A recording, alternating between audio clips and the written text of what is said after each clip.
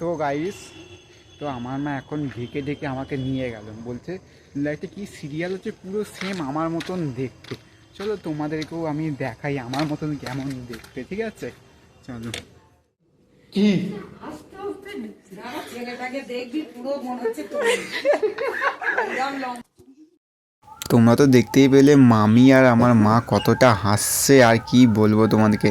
মানে তুই দেখ, তোর মতনই লম্বা বড় বড় চুল করেছে, তুই দেখ খালি। এই যে লক্ষ্মী ঝাঁপি সিরিয়ালের মধ্যেই নাকি আমার মতন একটা দাদাটাকে দেখতে চলে। এই যে দাদাটা দেখতে পাচ্ছি রং নিয়ে আসে থালা করে, ওই দাদাটাই মানে আমার মতন দেখতে। তোমাদেরকে তাও লাস্টে আমি ছবি দেখিয়ে দেবো, চলো।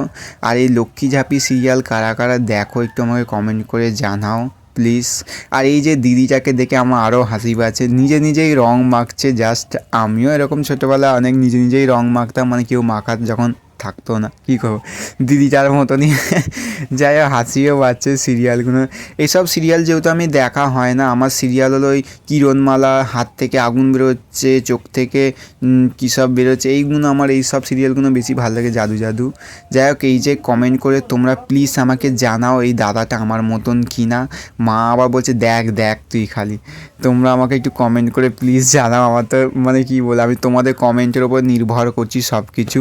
আর তোমাদেরকে আমার আর ওই দাদাটার ছবি একসাথে দিয়ে দিচ্ছি, বলো আমাকে দেখতে কি সেরকম ওরকমই লাগছে কি না বলো।